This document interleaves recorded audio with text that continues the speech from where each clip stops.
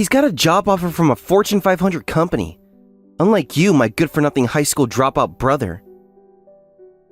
I stood there, stunned by my sister's harsh words. It was her wedding day, a day that should have been filled with joy and celebration. Instead, I found myself being introduced to her new husband in the most humiliating way possible. Olivia, my older sister, had never been found on me. But this was a new low, even for her. The venom in her voice was palpable as she continued her tirade. Aren't you ashamed of being a burden on mom and dad all this time? I bet you're planning to leech off them forever. How long do you tend to keep up this shut-in lifestyle? Compare that to my husband. He's successful and about to become an employee at a prestigious firm. Olivia clung to her new husband's arms as she spoke, her eyes gleaming with a mixture of triumph and disdain. I could feel the weight of everyone's stares, the judgmental whispers echoing in the ornate waiting room of the wedding venue. Her husband, a tall man with perfectly coiffed hair and an expensive suit, looked down at me with poorly disguised contempt. So you're the infamous little brother I've heard about. You're exactly as I imagined. Scrawny and unreliable looking. With a body like that, I doubt you could survive on your own. I opened my mouth to defend myself, but no words came out. What could I say? In their eyes, I was nothing but a failure, a burden, a disappointment. The groom continued, his voice dripping with disdain. Well, don't expect any help from us. I don't want anything ruining our happiness. Even if you're my brother-in-law, I have no intention of taking care of you. Why don't you do us a favor and stay out of our lives? I could feel my face burning with shame and anger. This man, whom I just met, had no qualms about saying such cruel things. And my own sister, she just stood there, smirking, as if she enjoyed my humiliation. Being around someone like him will only bring us down, the groom declared, turning to Olivia. Come on, let's go. Yeah, you're right, Olivia agreed readily. Remember, Ethan, don't try to get involved with us. As they were about to leave, something inside me snapped. I couldn't let them have the last word. I couldn't let them walk away thinking they had won. Are you sure you want nothing to do with me? I called out, my voice surprisingly steady. The groom turned back, his face contorted with annoyance. Don't push your luck. Just because you're Olivia's family doesn't mean I have to be nice to you. How many times do I have to tell you to stay away? As he glared at me, I reached into my pocket and pulled out a small, unassuming envelope. I held it out to him, my hand trembling slightly. What's this? He snapped, snatching the envelope from my hand. I watched as he tore it open, his eyes scanning the contents. In a matter of seconds, I saw the color drain from his face. His eyes widened, darting between the paper in his hands and my face, as if he couldn't believe what he was seeing. And so began what would be the worst wedding ceremony for these two. My name is Ethan Miller. Though I lead a normal life now, I used to be quite frail. My story begins in middle school when I developed a chronic illness that would change the course of my life. It started with sudden chest pains and difficulty breathing. At first, my parents thought it was just growing pains, or perhaps anxiety from the pressures of school. But as time went on, it only got worse. I remember the first time it happened during class. We were in the middle of a math lesson when suddenly, I couldn't breathe. It felt like an elephant was sitting on my chest. The room started spinning and black spots danced in front of my eyes. The next thing I knew, I was in the nurse's office, my worried teacher hovering over me as the school nurse called an ambulance. That was the beginning of a long and difficult journey. Hospital treatments would help temporarily, but I never fully recovered. The illness kept coming back, each time leaving me weaker than before. The doctors were puzzled. Apparently, it was rare for a middle schooler to develop this condition. They ran test after test, subjected me to scan after scan, but the answers remained elusive. Finally, after months of uncertainty, I received the devastating news. I would have to live with this illness for the rest of my life. I was miserable, born with a body that would never be healthy. I felt like I had been cheated by fate. Why me? What had I done to deserve this? These questions haunted me day and night. Even with treatment, the illness kept recurring. There weren't many precedents for such frequent relapses, and even the doctors were at a loss. I was in and out of the hospital, missing so much school that I could barely keep up with my studies. Despite the treatments, I lived in constant fear when the next attack would come. Every twinge in my chest, every slight shortness of breath sent me into a panic. I had to go through school life with that hanging over my head, a constant reminder of my frailty. When I returned to school after treatments and recovery periods, my classmates were kind to me. They would greet me warmly, ask how I was feeling, and offer to share their notes. While I appreciated their kindness, it only served to highlight how different I was. I couldn't keep up with the latest trends and gossips. I was always a step behind, always the odd one out. There was always a sense of loneliness deep inside. I watched from the sidelines as my classmates formed close friendships, went on school trips, and participated in sports festivals. I was there, but not really a part of it. The doctors advised me to avoid intense physical activity and playing wind instruments. I always had to sit out during PE classes, watching from the bench as my peers ran, jumped, and played. As a result, my body remained thin and weak for my age. Being a teenager, I hated myself for it. I hated my weak body, my frequent absences, the pitying looks from teachers and classmates. I hated being different, being the one who always needed special consideration. Saving grace was how kind my parents were. They were so worried about my weak constitution that they pampered me, perhaps more than they should have. They'd buy me anything I wanted and always looked out for me. Whether it was the latest video games, books, or gadgets, they never hesitated to get it from me if they thought it would make me happy. But even this kindness had its downside. It was clear that Olivia, my older sister, didn't like how much I was spoiled. She and Mom often got into arguments about it. I remember one particularly heated exchange. I was in my room trying to distract myself with a new game my parents had bought me, when I heard Olivia's voice, shrill with anger, coming from the living room. "You bought Ethan another video game? You just got him one recently. Buy me some clothes or accessories too." Mom's voice, usually so gentle, took on a hard edge as she replied, "Olivia, Ethan can't play outside like you can. He has to stay indoors all the time. Don't you understand how hard that is?" "But why does it always have to be about Ethan?" Olivia's voice cracked with frustration. "You're spoiling him too much." "You're the big sister. You should be more understanding." Mom's voice rose to match Olivia's. "Ethan has it tough. How many times do I have to explain this to you?" "I don't get it. Whatever." The sound of a door slamming echoed through the house. Even when I was in my room, I could hear their shouting matches. To distract myself from the unpleasant atmosphere, I'd grip my game controller tighter, losing myself in virtual worlds where I wasn't weak, where I could be a hero. But the tension in the house was palpable. Olivia began to resent me more and more. I could see it in her eyes, in the way she would purposely ignore me at the dinner table, in the way she would roll her eyes whenever Mom or Dad asked about my health. One day, I was having a particularly bad attack. I was coughing uncontrollably, each cough sending sharp pains through my chest. Olivia happened to walk by my room, and our eyes met through the open door. For a moment, I thought I saw a flicker of concern in her eyes, but it was quickly replaced by a look of disgust, as if I were some kind of repulsive creature. Without a word, she turned away and went back to her room, closing the door firmly behind her. Seeing my sister walk away with such contempt and not an ounce of kindness, I felt something break inside me. From that day on, I started to dislike her too. The bond between us, already fragile, shattered completely. We lived under the same roof but never spoke to each other. That was our daily life. Two siblings, strangers in their own house, separated by illness and resentment. Little did I know that things were about to get even worse. It happened on a crisp autumn day during my second year of high school. I remember because the leaves were just starting to turn, painting the world outside my window in shades of red and gold. I had been feeling a bit better that week, even managing to attend a full day of school without incident. But as I sat at my desk that evening, trying to catch up on the pile of homework that had accumulated during my absences, it hit me. The pain in my chest was sudden and intense, worse than anything I had experienced before. I tried to call out for help, but I couldn't breathe. The room spun around me and then everything went black. I woke up in a hospital bed, the steady beep of monitors filling the air. My parents were there, their faces drawn with worry. That's when I learned that my condition had flared up again, worse than ever before. I had lost consciousness and had to undergo emergency surgery. The doctor, a kind-faced man with graying hair, explained the situation to us. "The operation is more of a stopgap measure," he said, his voice gentle but serious. "It doesn't offer a fundamental solution to your condition, Ethan.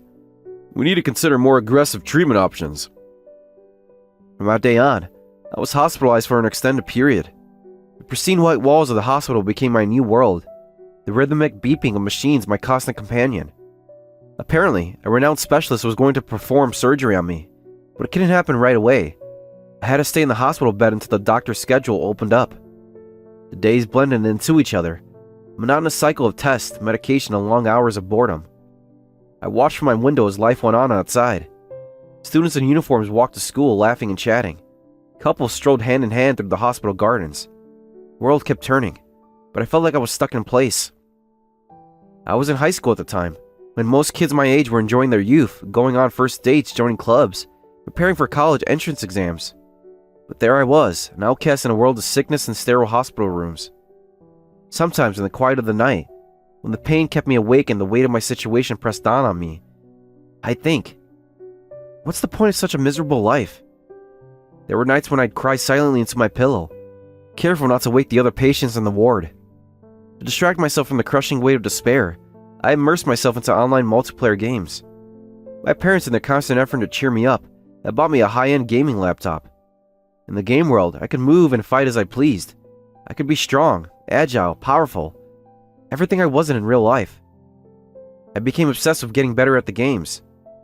Hour after hour, I practiced, learned strategies, formed alliances with other players. It was the only thing that gave me a sense of accomplishment, the only area of my life where I felt like I was making progress.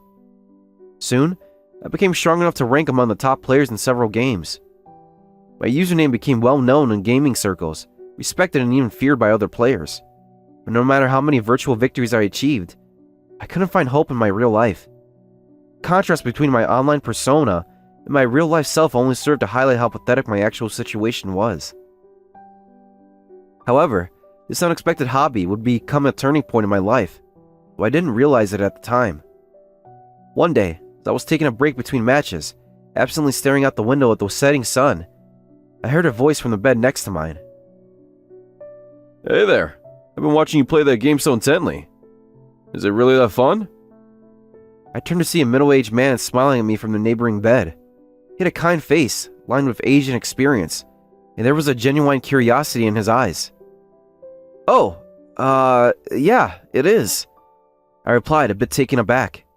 I wasn't used to talking to people, especially adults, about my gaming hobby. Would you like to try it? The man's face lit up. Are you sure? I'd love to. I've been so bored. Could you teach me how to play? And so, I found myself teaching this man I just met how to play the multiplayer game. He introduced himself as Mr. Parker, explaining that he had been admitted to the bed next to mine just yesterday. Mr. Parker couldn't handle the characters as skillfully as I could, his fingers clumsy on the controls, but as I taught him, he gradually improved.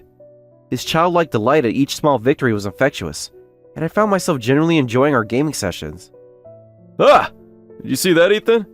I actually managed to defeat an enemy, Mr. Parker exclaimed after a particularly successful round. I couldn't help but laugh at his enthusiasm. You're getting better, Mr. Parker.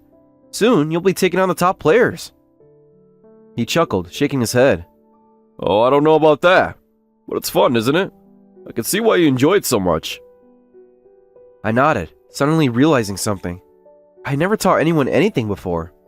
The feeling of sharing my knowledge, of helping someone improve, it made me happy. It was a nice change of pace from my usual solitary gaming sessions. The next day, Mr. Parker had a visitor. A tall, distinguished-looking man in an expensive suit entered our room, carrying a small package. Parker, is this what you asked me to bring? The man asked, holding up the package. Mr. Parker's face lit up.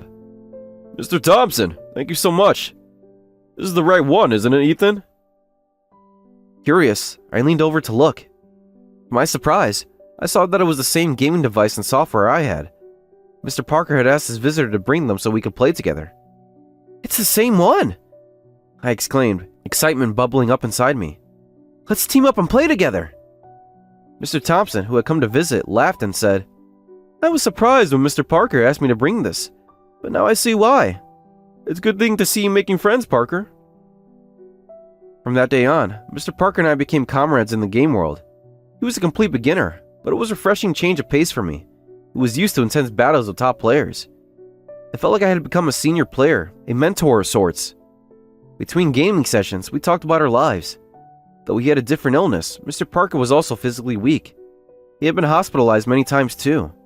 In a way, he was someone in the same situation as me. One evening, after a particularly long gaming session, Mr. Parker turned to me with a serious expression. Ethan, can I ask you something? I nodded, a bit wary of his sudden change in demeanor. How do you feel about your life right now? About your condition? Your future? The question caught me off guard. It was something I usually try not to think about, burying those thoughts under layers of virtual achievements and distractions. But something about Mr. Parker's gentle inquiry made me want to open up. And so, for the first time, I found myself confiding in someone about my deepest worries. These were things I had never been able to talk about with anyone before. Not my parents, who would only worry more, and certainly not my sister, who wouldn't care. I told him about my illness, about the strain it put on my family. I spoke about my parents' constant worry, and my sister's resentment. I shared my fears about the future, my feelings of worthlessness, my frustration at being left behind while the world moved on without me. As I spoke, I felt a weight lifting off my chest. Mr. Parker listened attentively, nodding in understanding, his eyes filled with empathy. When I finished, feeling drained but somehow lighter, I turned the question back to him. How about you, Mr. Parker? How do you feel about your life now? Mr. Parker leaned back in his bed, a thoughtful expression on his face. How I feel now, huh? You know, Ethan, you've had it rough too, kid. Come to think of it, I used to feel the same way you do. He paused, his eyes distant as if looking into the past. No talents to speak of. On top of that, I ended up with this handicap. To be honest, I still think it's unfair sometimes. Why did I have to end up with this body? I nodded, feeling a surge of kinship with this man who understood my struggle so well. I wanted to live on my own strength, Mr. Parker continued. To have a normal life like everyone else. That's all I used to think about. But you know what, Ethan? Now that I've managed to achieve that to some extent, life is enjoyable. I stared at him, hardly daring to believe what I was hearing. You achieved that? How?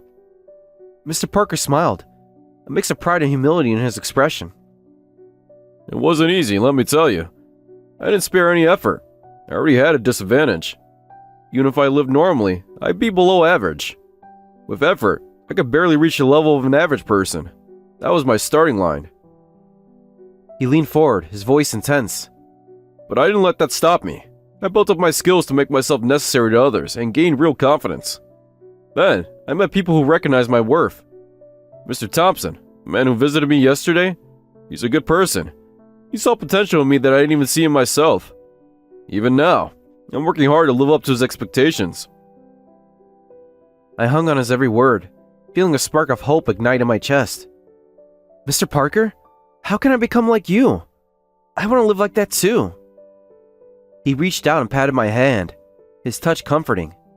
You're still young, Ethan. You set your goals and work hard. There will surely come a day when you're recognized. If someone like me can be needed by others, so can you. It won't be easy, but it's not impossible. You just have to believe in yourself and never give up. As I lay in bed that night, unable to sleep, Mr. Parker's words echoed in my mind. For the first time in years, I felt a glimmer of hope for the future. But along with that hope came a crushing sense of regret. I regretted my life up until then. I had time and opportunities to make an effort, but I had just been running away, just lamenting my situation. While thinking about how painful everything was, I had just been living day to day without purpose. I underwent surgeries just to escape the pain, and took advantage of my parents' worry to keep relying on them. I had used my illness as an excuse, allowing it to define me and limit me. But Mr. Parker had shown me that it didn't have to be that way. Even with a handicap, even starting from a disadvantage, it was possible to build a life of purpose and achievement. From that day on, I made a decision. I would stop asking my parents to buy me games. Instead, I asked for all kinds of books. Books on getting certifications. Books useful for business. Books on personal development and motivation. I couldn't go to college anymore. My illness and repeated hospitalization had put an end to that dream. But I was determined to study hard enough to rival any college student. And then, I'd stand on the same starting line as everyone else. I had relied on my illness as an excuse for my lifestyle long enough. To gain the strength to live on my own, I threw myself into studying with a fervor I had never known before. I devoured book after book, filling notebooks with notes and ideas. When my parents visited, they were surprised by the change in me. "Ethan, are you sure you're feeling all right?" My mother asked, worry creasing her brow as she saw the pile of textbooks on my bedside table. I smiled at her, feeling a new sense of purpose. I'm fine, Mom. Better than fine, actually. I've decided it's time for me to start preparing for the future. My father picked up one of the books, his eyebrows raising as he read the title. Advanced Business Analytics. That's some heavy reading, son. I know, I replied, taking the book from him. But I need to catch up on all the time I've lost. I can't let my condition hold me back anymore. They exchanged a look, a mixture of surprise and pride on their faces. Well, if there's anything you need, just let us know, my father said, squeezing my shoulder. I nodded, feeling a lump in my throat. Actually, there is one thing. I've decided. This will be the last time I rely on you. From now on, I'm going to stand on my own 2 feet. My mother's eyes welled up with tears, and for a moment, I was afraid I had upset her. But then she smiled, a trembling, beautiful smile. Oh, Ethan, she whispered, pulling me into a hug. We're so proud of you. Even after the surgery, my body didn't fully recover. The doctors warned me that I would always need to be careful, always need to manage my condition. But for the first time, I didn't let that discourage me. I spent my days making desperate efforts while learning to manage my condition. This continues even now. The delicate balance pushing myself to improve, while also listening to my body's limits. But every day, I grow a little stronger, a little more confident. Mr. Parker was discharged before me, but he left me with a parting gift, a business card. When you're ready, he said, pressing the card into my hands. Give me a call. I think you have potential, Ethan. I'd like to see where it takes you. I held onto that card like a lifeline, the promise of a future I had never dared to imagine before. Little did I know, it would lead me to a moment of sweet vindication that I never saw coming. A few years passed and I received an invitation that filled me with a mixture of dread and determination. My sister Olivia's wedding. It would be my first time seeing her in years, our relationship having deteriorated to the point where we barely acknowledged each other's existence. As I stood in front of the mirror adjusting my tie, I barely recognized the man staring back at me. Gone was the sickly, defeated boy I once was. In his place stood a man of purpose, with ambition. My body was still slim, but no longer frail. My eyes, once dull with despair, now shone with quiet confidence. The wedding venue was grander than anything I'd ever seen. The building looked like a small castle, with plush carpet hallways and ornate decorations at every turn. Everyone was dressed in fancy suits and dresses, like it was a party for nobility. I made the rounds greeting relatives with my parents, enduring the surprised looks and whispered comments about how much I had changed. Just before the ceremony began, we went to the bride and groom's waiting room. There, I reunited with my sister after several years. Olivia, resplendent in her wedding gown, was all smiles as she greeted our parents. But when her eyes met mine, her expression instantly soured. The awkwardness was palpable. We had barely spoken to each other even when we lived at home. And now, faced with each other after so long, neither of us knew quite what to say. To be honest, I didn't want to attend this wedding. The memories of Olivia's cruel words and indifferent attitudes still stung. But as a family member and for the sake of the Miller family's reputation, I had to be there. Olivia's expression made it clear that she didn't want me there either. Though I disliked my sister, I didn't wish for her to be unhappy, especially on what should have been the happiest day of her life. I decided to keep quiet and not cause any trouble. But contrary to my intentions, Olivia seemed determined to provoke a confrontation. As our parents were leaving the waiting room and I was about to follow, she suddenly called out to me. Ethan, she said, her voice dripping with false sweetness. Let me introduce you to my husband. I turned back, steeling myself for whatever was coming. Olivia stood arm in arm with a tall, handsome man in an impeccably tailored suit. He looked down at me with barely concealed disdain. Unlike you, a high school dropout who can't do anything on his own, he's very accomplished, Olivia continued, her voice growing sharper with each word. He graduated from a prestigious grad school and has a job offer from a top company. He'll be starting at Oak and Pine Trading Company this spring. Even you must have heard of them, right? The salary is great and his future is secure, unlike you. I felt a familiar twinge of pain in my chest, but this time, it wasn't from my illness. It was the ache of old wounds being reopened. But I kept my face neutral, determined not to give Olivia the satisfaction of seeing me affected by her words. Her groom, emboldened by Olivia's attitude, spoke up. Ah, so you're the little brother. I've heard about you from Olivia. Apparently you're a shut-in who still leeches off your parents. I heard you caused a lot of trouble for my wife when you were kids. I took a deep breath, reminding myself of how far I've come, of the promise I made myself and to Mr. Parker. I wouldn't let their words drag me back into that pit of despair. "Congratulations on your wedding and your new job," I said calmly, looking the groom in the eye. "Oak and Pine Trading is indeed a prestigious company." My polite response seemed to irritate Olivia even more. "See?" she said to her husband. "I told you, right? Ethan's always been like this. He can't do anything by himself. He's so weak that he literally can't survive without someone taking care of him. He's nothing like you, so unreliable. Don't you think so?" The groom nodded, a smug smile on his face. "Yeah, it's just as he told me. He doesn't seem to have any spirit at all. I wonder what kind of person my brother-in-law would be, but he really is unreliable. Thin and frail looking. I don't like his type at all."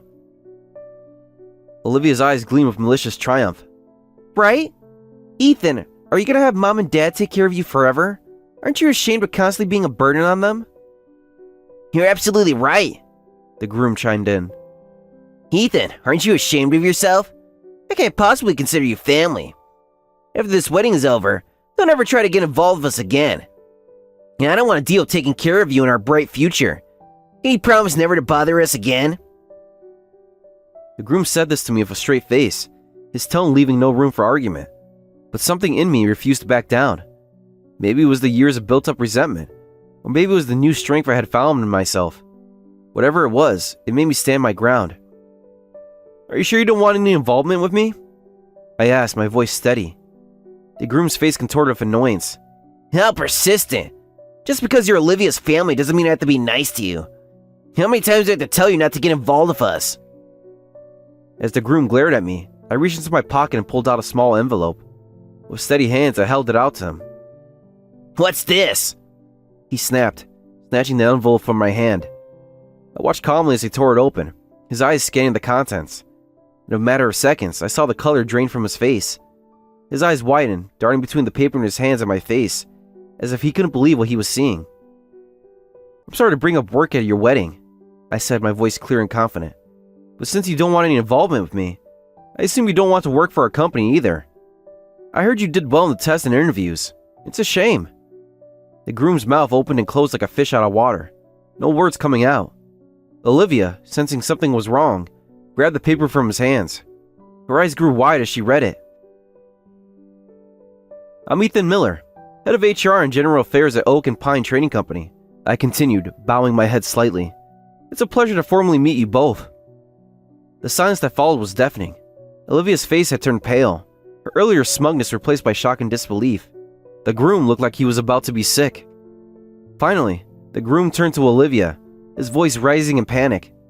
"Olivia, why didn't you tell me about this?" "What? I didn't know anything about this," Olivia shouted back, her composure completely shattered. I turned to my sister, keeping my voice calm. "Didn't you hear about it from Mom or Dad?" Olivia's face twisted with a mixture of anger and embarrassment. "As if I listened to anything about you, because you're just..." Just as she was about to say more, a staff member from the venue approached the bride and groom. "It's almost time," the woman said, oblivious to the tension in the room. "Please, come this way." As the shell-shocked couple was led away by the guide, I left the waiting room as well. My heart was pounding, a mixture of adrenaline and a strange sense of calm coursing through me. I had done it. After years of being looked down upon, of being dismissed and belittled, I had finally stood up for myself. Returning to my seat, I found my mother looking at me with concern. "Is everything all right, Ethan?" she asked. "You look a bit shaken." I took a deep breath, trying to organize my thoughts. "Mom?" I asked quietly. "Why didn't Olivia know about my job?" My mother's face fell, a look of guilt passing over her features. "Oh, Ethan," she sighed. "We tried to tell her, we really did. But whenever we brought up your name, she would interrupt us, refusing to listen. 'Stop it, I don't want her to hear anything about Ethan,' she would say. We gave up after a while." I nodded, a pang of sadness mixing with my earlier triumph. "I see," I murmured. "We had hoped," my mother continued, her voice trembling slightly. "We had hoped this wedding would be an opportunity for you two to reconcile. We never expected things to turn out like this." I squeezed her hand gently. "It's not your fault, Mom. Some wounds take longer to heal than others." As the wedding ceremony began, I couldn't help but notice a change in atmosphere. Olivia's face was extremely displeased as she walked down the aisle on our father's arm. The groom maintained a sullen expression as he waited for her. They proceeded through the ceremony like a couple in the middle of a fight. Their earlier joy completely evaporated. It got even worse when they started arguing in front of the guests, ignoring the congratulatory speeches. We could do nothing but watch as their special day unraveled before our eyes. A senior staff member from the venue, noticing the situation, tried to calm them down. Scolded like children, the bride and groom turned away from each other, eventually refusing to speak to one another at all. As I watched this unfold, I felt a mixture of emotions. There was a part of me that felt a grim satisfaction at seeing Olivia and her husband brought low by their own prejudices. But there was also a sadness, a regret that things had come to this. The wedding somehow concluded, and I waited for a few days to see if either of them would contact me. If they had offered an explanation or an apology, I could have tried negotiating with the CEO, Mr. Thompson, but there was no word from either of them. When I asked my parents, they just shook their heads. Apparently, Olivia was even less willing to listen to anything about me now. I had no choice but to explain the situation to Mr. Thompson. Of course, the job offer was officially rescinded. While someone as capable as Olivia's husband could probably find employment elsewhere, I was more worried about their married life. Would those two be able to get along after this? Later, I heard from my parents about the couple. Contrary to her concerns, they seemed to be managing their married life somehow. Olivia was apparently being treated coldly by her husband, who had grown to dislike her. While I felt a bit guilty about their situation, I hoped this experience would teach him an important lesson. Years passed and life moved on. I continued to work hard at Oak and Pine Trading Company, gradually climbing the corporate ladder. My health, while never perfect, had stabilized thanks to careful management and regular checkups. One day, as I was receiving some documents in my office, my phone rang. It was a call I never expected to receive. Mr. Miller? A hesitant voice said on the other end. This is Dr. Yamamoto from Central Hospital. I'm calling about your sister Olivia Miller. My heart skipped a beat. Olivia and I hadn't spoken in years, not since that disastrous wedding day. Is she alright? I asked, trying to keep my voice steady. There was a pause on the other end. She's stable now, but she's been admitted to our hospital. She specifically asked us to contact you. I felt a mixture of surprise and concern. What could have happened that made Olivia, of all people, ask for me? I'll be there as soon as I can, I said already, reaching for my coat. As I drove to the hospital, my mind raced with possibilities. Was Olivia seriously ill? Had there been an accident? And why did she want to see me after all this time? When I arrived at the hospital, I was directed to a private room. Taking a deep breath, I knocked on the door. Come in, a weak voice called from inside. I entered the room to find Olivia lying in a hospital bed, looking pale and tired. Her eyes widened in surprise when she saw me, as if she hadn't really expected me to come. Ethan, she said, her voice barely above a whisper. You came. I nodded, pulling a chair up beside her bed. Of course I came. What happened, Olivia? She looked away, her fingers twisting the hospital blanket. I collapsed at work. The doctors say it's stress-related. They want me to stay here for observation. I frowned. Stress-related? Olivia, what's been going on? She let out a bitter laugh. Everything's been falling apart, Ethan. My marriage, my job, everything. As she spoke, the story came tumbling out. Her husband, unable to secure a position as prestigious as the one he lost at Oak and Pine, had grown increasingly bitter and resentful. He blamed Olivia for not telling him about my position in the company, accusing her of sabotaging his career. Their marriage had deteriorated rapidly, ending in a messy divorce just a year after the wedding. Olivia, determined to prove herself, had thrown herself into her work, pulling long hours and taking on more responsibility than she could handle. I thought I could do it all on my own, she said, her voice breaking. I thought I didn't need anyone's help. But I was wrong, Ethan. I was so wrong. I sat there, stunned by her confession. The Olivia I knew would never have admitted to being wrong, would never have shown such vulnerability. Why did you ask them to call me? I asked gently. Olivia's eyes filled with tears. Because you're the only one who might understand. You know what it's like to hit rock bottom, to feel like everything's falling apart. I need your help, Ethan. I don't know what to do anymore. In that moment, looking at my sister's tear-stained face, I felt all the old resentment and anger melt away. I remember Mr. Parker's words from all those years ago. If someone like me can be needed by others, so can you. I reached out and took Olivia's hand in mine. It's going to be okay, I said softly. We'll figure this out together. Over the next few weeks, as Olivia recovered in the hospital, we began the slow process of rebuilding our relationship. We talked about the past, about the misunderstandings and hurt feelings that had driven us apart. It wasn't easy, and there were moments when old habits threatened to resurface, but we persevered. I shared with her the story of my own journey, the lessons I had learned from Mr. Parker, the hard work and determination it had taken to get where I was. Olivia listened with a newfound respect, her eyes widening as she realized how much she had misjudged me.